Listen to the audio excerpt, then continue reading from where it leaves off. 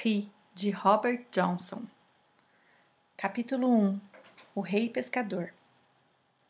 Nossa história começa com o Castelo do Grau e seus terríveis problemas, pois o rei pescador, monarca do castelo, foi ferido. Seus ferimentos são tão graves que o impedem de viver, mas por outro lado não levam à morte. Ele geme, ele grita, ele padece o tempo todo. A propriedade é uma desolação só, pois as terras espelham as condições de seu rei, tanto na dimensão mitológica quanto na física. Assim, pois, o gado não mais se reproduz, as plantações não vingam, os cavaleiros são mortos, as crianças ficam na orfandade, as donzelas choram, há lamentos e gemidos por toda a parte. Tudo porque o rei pescador está ferido. A ideia de que o bem-estar de um reino depende da virilidade ou do poder do seu governante é bastante comum, especialmente entre os povos primitivos. Nas áreas menos civilizadas do mundo, ainda existem sociedades onde o rei é executado quando não mais pode gerar descendência. Simplesmente o matam em meio a cerimônias, algumas vezes vagarosamente, outras de formas horríveis. A crença é a de que o reino não vai prosperar sob um rei fraco ou enfermiço. Assim, o Castelo do Grau está com sérios problemas porque o rei pescador está ferido.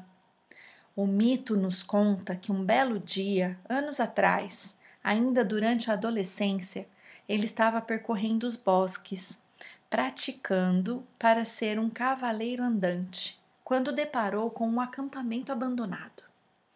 Curiosamente, porém, havia um salmão sendo assado num espeto. Faminto, serviu-se de um pedaço do peixe, sem perceber que estava muito quente. Seus dedos se queimaram de uma forma horrível, deixou a pele cair e levou os dedos à boca para aliviar a dor. Ao fazê-lo, pôde sentir um pouco do gosto do salmão, um gosto que jamais poderá esquecer-se. Essa é a ferida do rei pescador, assim chamado por ter sido ferido por um peixe, e que empresta seu nome ao que rege boa parte da psicologia moderna. O homem que sofre, hoje em nossos dias, é o herdeiro direto desse evento psicológico, que culturalmente teve lugar há coisa de 800 anos. Outra versão da mesma história diz que o jovem rei pescador, subjugado pelo amor, saiu em busca de alguma experiência para satisfazer sua paixão.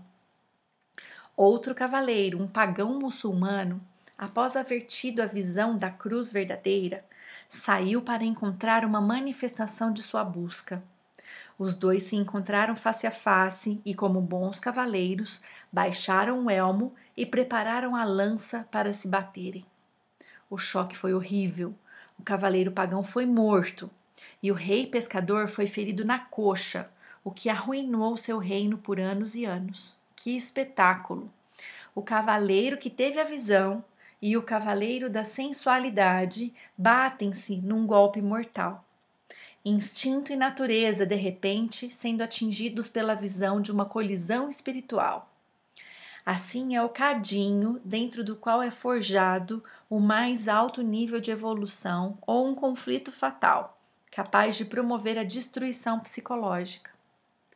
Até tremo ao ver as implicações de tal embate, pois ele hoje nos deixa o legado da morte de nossa natureza sensual e um ferimento terrível em nossa visão cristã. Dificilmente o homem de hoje se livra dessa colisão em algum momento da sua vida, o que poderá levá-lo a terminar nesse estado descrito na história. Sua paixão é morta e sua visão muito ferida. A história de São Jorge o Dragão, que foi adaptada de um mito persa do tempo das Cruzadas, diz mais ou menos a mesma coisa. Em sua luta contra o dragão, ele e seu cavalo são mortalmente feridos e teriam morrido se não fosse a coincidência de um pássaro bicar uma laranja ou uma lima da árvore sob a qual jazia São Jorge e uma gota do suco vital cair em sua boca. Levantou-se e, sem perda de tempo, espremeu um pouco do elixir da vida na boca do seu cavalo e o reviveu. Ninguém pensou em reviver o dragão. Há muito que aprender com o símbolo do rei pescador ferido. O salmão, ou mais genericamente o peixe, é um dos símbolos de Cristo. Como na história do rei pescador, que descobre o salmão sendo assado, um garoto, nos primórdios da sua adolescência, toca algo da sua natureza crística no seu íntimo, que é seu processo de individuação. Só que o faz prematuramente, sem nenhum preparo. Ao ser ferido por ele, deixa-o cair por estar quente demais. Mas ao levar o dedo queimado à boca, prova seu sabor, e esse gosto jamais será esquecido. Seu primeiro contato com o que mais tarde virá a ser sua redenção causa-lhe uma ferida. É o que o torna um rei pescador ferido. O primeiro lampejo de consciência no jovem aparece sob a forma de uma ferida ou um sofrimento. Muitos homens ocidentais são reis pescadores, e todo garoto ingenuamente tropeça em algo que é muito grande para si mesmo. Ele dá um passo na direção do seu desenvolvimento masculino, mas, por estar quente demais, deixa-o cair. É natural que apareça nele uma certa amargura. Como o rei pescador, ele ainda não consegue viver com essa nova consciência que ele tocou, mas ao mesmo tempo não é capaz de deixá-la cair totalmente. Todo adolescente recebe sua ferida rei pescador. Não fosse assim, jamais conseguiria a consciência. Se você quiser compreender um jovem que já passou pela puberdade, é preciso que isso fique bem claro. Virtualmente, todo menino tem as feridas do rei pescador. É o que a igreja chama de felix culpa, ou seja, a queda feliz que conduz o indivíduo ao seu processo de redenção. É a queda do jardim do Éden, ou seja, a evolução da consciência ingênua à total consciência do self. É doloroso ver um rapazinho dar-se conta de que o mundo não é feito só de alegria e felicidade como pensava, e observar a desintegração do seu frescor infantil, da sua fé, do seu otimismo. Triste, porém necessário. Se não formos expulsos do jardim do Éden, não poderá haver a Jerusalém celestial. E na liturgia católica do sábado de Aleluia, há uma bela passagem a esse respeito. Ó, queda feliz, pois que deu a oportunidade para tão sublime redenção. A ferida do rei pescador pode coincidir com um ato de justiça, ou seja, alguém ser acusado de algo que não fez. Lembro-me de uma passagem da autobiografia de Jung, em que ele se refere a um professor que leu todos os trabalhos que seus colegas haviam feito pela ordem das melhores notas, à exceção do seu. E o professor disse: há aqui um trabalho que suplanta em muito todos os outros, mas que é obviamente um plágio. Se eu puder encontrar o original, por certo que o farei expulsar da escola. Jung trabalhara muito e a criação era sua. Nunca mais confiou naquele homem nem no sistema de ensino depois desse incidente. Para ele, essa foi a sua ferida rei pescador. Parsifal encontra sua experiência Jardim do Éden através de um pouco do salmão, e o ferimento fica com ele até a sua redenção ou sublimação, anos mais tarde. Estágios de evolução. De acordo com a tradição, potencialmente existem 3 estágios no desenvolvimento psicológico do homem. O padrão arquetípico é aquele em que um ser passa da perfeição inconsciente da infância para a imperfeição consciente da meia-idade, para depois atingir a perfeição consciente da velhice.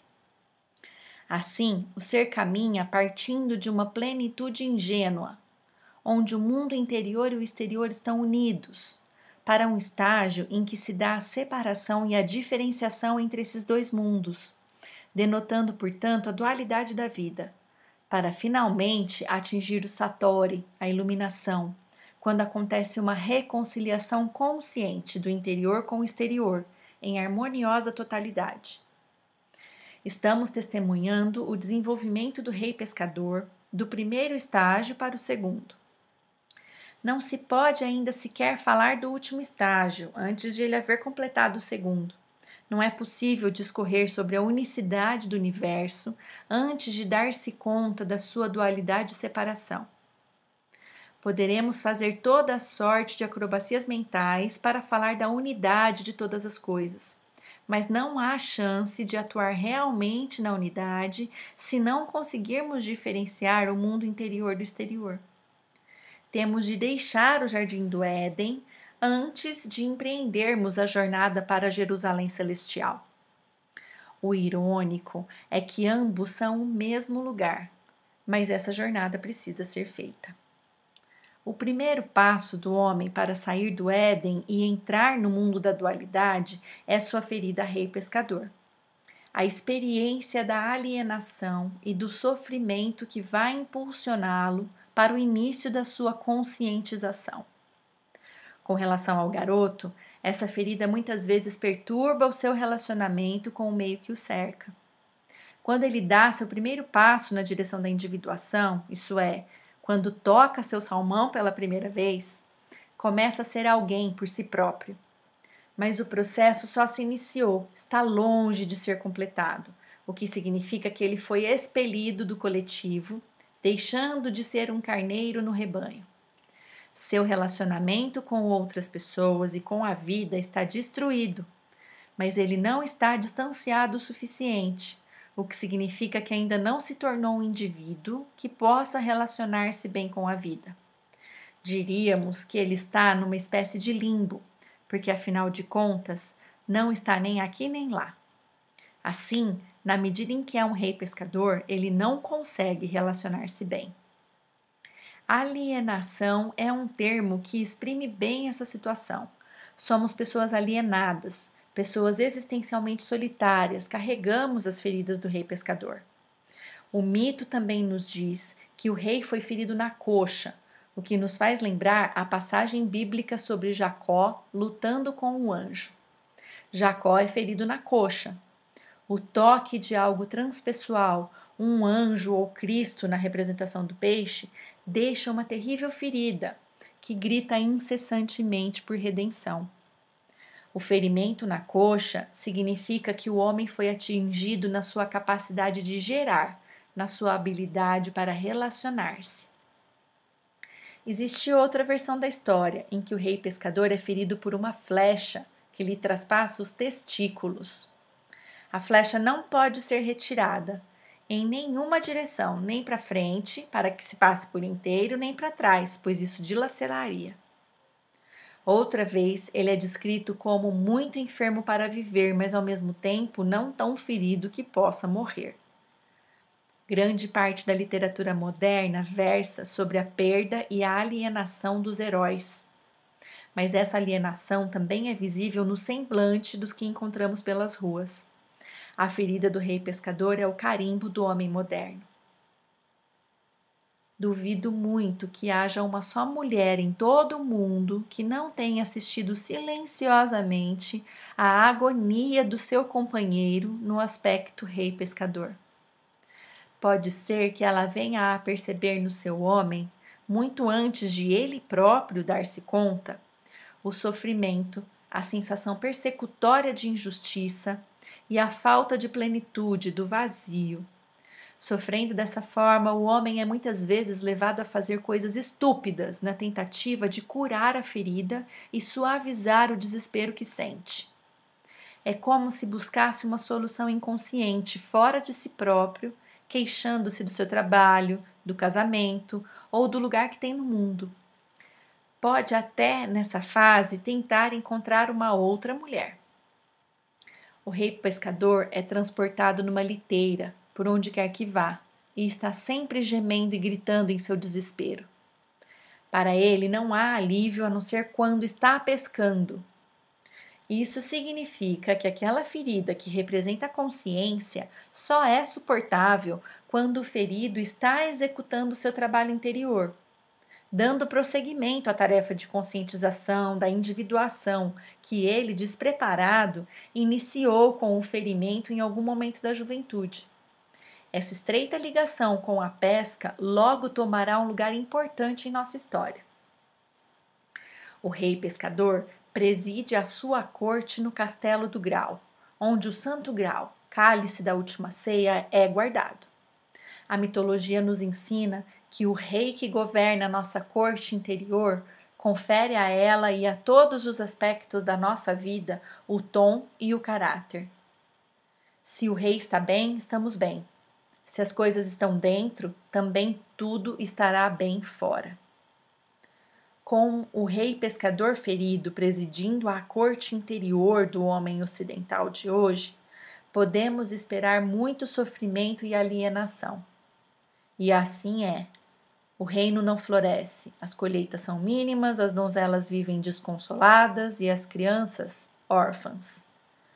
Tal eloquente linguagem nos mostra um arquétipo básico ferido que se está manifestando através dos problemas da nossa vida exterior. Nosso bobo interior. Todas as noites é feita uma cerimônia muito solene no Castelo do Grau. O rei pescador, como sempre carregando seu sofrimento de sua liteira, assiste a uma procissão de profunda beleza e significado. Uma linda donzela traz a lança que perfurou o flanco de Cristo na crucificação. Outra leva a pátena, usada para o pão da última ceia. E outra ainda traz o próprio grau, brilhando por efeito de uma luz que sai do seu interior. A cada um é servido o vinho do grau, e todos têm seus mais recônditos desejos instantaneamente satisfeitos, mesmo antes de serem expressados. Todos menos o ferido rei pescador, que não pode beber do grau. Por certo que essa é a privação das privações, impedido de ter acesso à essência da beleza e do sagrado, justamente quando estão bem à sua frente, é o mais cruel dos sofrimentos. Todos são servidos, exceto o rei, e todos também têm a consciência de que seu próprio ponto central é falho, porque seu rei não pode partilhar o grau. Lembro-me de uma vez em que a beleza me foi negada da mesma maneira. Durante uma viagem que fiz para passar o Natal com meus pais há muitos anos, eu estava particularmente solitário e de mal com o mundo. Passei por São Francisco e parei na minha querida Grace Cathedral. Estava programada para aquela tarde uma apresentação do Messias de Handel. Por isso, resolvi ficar para ouvir essa obra inspiradíssima. Nenhum outro lugar é tão próprio para ouvi-lo, pois a construção é muito grande, seu órgão é excelente e o coro magistral. Pouco depois do início, senti-me tão mal, tão infeliz, que fui obrigado a sair. Foi aí que percebi que a busca da beleza ou da felicidade era vã, pois eu não conseguia nem tomar parte na beleza que estava ao alcance das minhas mãos. Nenhuma dor é pior ou mais amedrontadora do que nos darmos conta de que nossa capacidade para o amor, beleza ou felicidade é limitada. Nenhum esforço exterior é possível se a nossa capacidade interior está ferida. Essa é a ferida do rei pescador. Quantas vezes as mulheres já não disseram para seu marido: veja todas as coisas boas que você tem, nossos rendimentos nunca foram maiores, temos 2 carros, sempre tiramos 2 ou 3 dias no fim de semana. Por que é que você não pode ser feliz, afinal de contas? O grau está ao seu alcance, por que é que você não pode ser feliz? O homem é incapaz de dar como resposta: é porque eu sou um rei pescador, estou ferido e, apesar de tudo, não consigo chegar à felicidade. Mais um sofrimento soma-se à sua dor. A tão almejada felicidade está ao alcance de suas mãos, mas para ele é intocável. O fato de ter todas as coisas que o poderiam fazer feliz não adianta, porque elas não cicatrizam a ferida do rei pescador. E ele sofre justamente pela sua incapacidade de tocar as coisas boas, a felicidade que tem ao seu alcance. O mito nos ensina a cura para o dilema que retrata, e o do Grau faz uma afirmativa profunda sobre a natureza dos males dos nossos dias e prescreve sua cura em termos bem estranhos. Continuemos, pois, com nossa história. O bobo da corte, e toda corte que se preza tem o seu bobo, profetizara havia muito tempo que o rei pescador se curaria quando um perfeito tolo, totalmente ingênuo, chegasse à corte e fizesse uma pergunta bem específica. Qualquer corte medieval que se prezasse entenderia isso, e nem por um instante as pessoas ficariam surpresas de que um jovem totalmente ingênuo pudesse ser a solução para todos os seus problemas. Para nós, porém, é um choque saber que um tolo pode ter a resposta para a nossa mais dolorosa ferida. Muitas são as lendas que põem nossa cura nas mãos de um tolo ou de alguém ainda mais improvável que tenha esse poder. O povo, então, passou a esperar diariamente pelo bobo ingênuo que um dia chegaria para curar seu rei. O mito está dizendo que é a parte inocente do homem que curará a sua ferida rei pescador. Sugere assim que se alguém pretende curar-se, deverá reencontrar algo no seu interior que tenha a mesma idade e a mesma mentalidade de quando foi ferido. Mas também nos diz por que o rei não pode curar-se a si próprio e por que a pescaria alivia sua dor, apesar de não curá-lo de vez. Para realmente sarar, ele precisará permitir a entrada em seu consciente de algo completamente diferente dele mesmo, para que esse algo o venha a mudar. Se ele continuar com a velha mentalidade do rei pescador, não vai sarar. Por essa razão é que a parte jovem tolo que o constitui deve entrar em sua vida se ele realmente quiser sarar. Em meu consultório, algumas vezes, um paciente vocifera quando lhe prescrevo algo que acha estranho ou difícil. Quem é que você pensa que eu sou, um tolo? Eu respondo, bom, isso bem que te ajudaria. É uma medicina muito humilhante para ser aceita.